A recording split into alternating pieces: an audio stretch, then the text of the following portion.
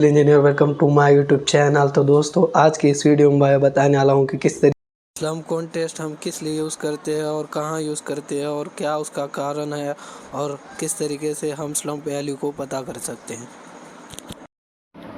सबसे पहले तो ये मालूम होना चाहिए कि स्लम कॉन्टेस्ट हम परफॉर्म किस लिए करते हैं।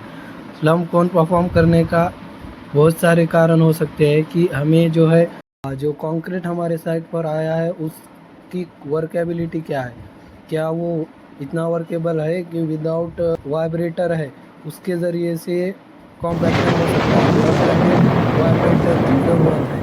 और जैसे कि कंक्रीट में पानी की मात्रा कितनी है, पानी की मात्रा एकदम कम अमाउंट में है या मीडियम अमाउंट में या हाई अमाउंट में, ये भी हम जान सकते हैं। और जो कंक्रीट आने वाला है उसकी हम वर्केबिलिटी चेक कर सकते हैं उसकी। तो अगर समझ लीजिए कि हमारे साइट पर गलती से दूसरी ग्रेड का कंक्रीट आ गया तो हमें पता चल जाएगा बिफोर प्लेसिंग द कंक्रीट। तो स्लम कॉन्टेस्ट के फ़ायदे हैं। तो इसी तरीके से बहुत सारे फ़ायदे स्लम कॉन्टेस्ट के हैं। तो कॉन्टेस्ट परफॉर्म करने के लिए हमें तो पहले लगता है स्लम कोन। स्लम कोन का जो ऊपर का डायमीटर होता है वो 100 mm का होता है और जो नीचे का डायमीटर होता है वो 200 mm होता है और जो उसकी हाइट होती है वो 300 mm होती है। उसी के साथ हमें एक रॉड की आवश्यकता होती है जिसे हम टैंपिंग रॉड कहते हैं, जो होता है 600 mm लेंथ में और जिसका डायमीटर होता है 16 mm। और उसी के साथ एक प्लेट होती है मेटेलिक जिसका डायमेंशन होता है 460 mm बाय 460 mm। उसी के साथ ट्रैवल और पैन की आवश्यकता होती है। तो उसी के तरीके से हम जो है स्लम टेस्ट परफॉर्म करते हैं। स्लम को परफॉर्म करने के दो जो मुख्य कारण है वो the slump test is very useful on site to keep the check on day to day. तो एक्चुअल प्रोसीजर स्टार्ट कर देते हैं हम स्लम कॉन्टेस्ट की। स्लम कॉन्टेस्ट परफॉर्म करने हैं ऑयलिंग की, स्लम कॉन सिलेंडर की और उसके नीचे रखे गए हुए प्लेट की।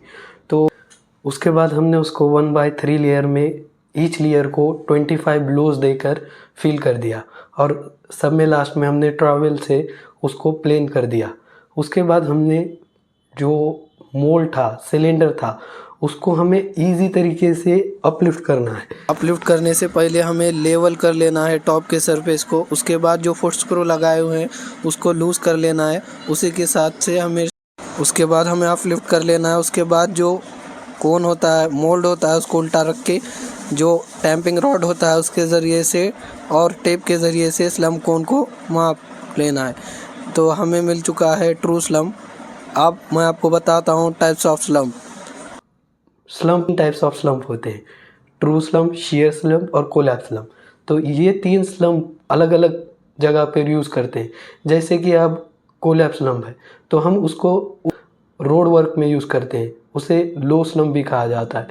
उसके बाद आता है शेयर स्लम। शेयर स्लम हम स्लैब में यूज़ कर सकते हैं जहाँ पर रीइंफोर्स्ड बार्स यूज़ किए गए हैं।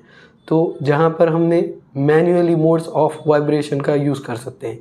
और जो थर्ड टाइप है ट्रू स्लम, ट्रू स्लम को हम यूज़ कर सकते हैं हेवीली रीइंफोर्स्ड स्ट्रक्चर में। तो इसमें हमें मैकेनिकल मोड्स ऑफ वाइब्रेटर का यूज़ करना पड़ता है। तो ये 3 टाइप्स के स्लम होते हैं और इसी तरह से इस वीडियो को एंड करते हैं। Thanks for watching.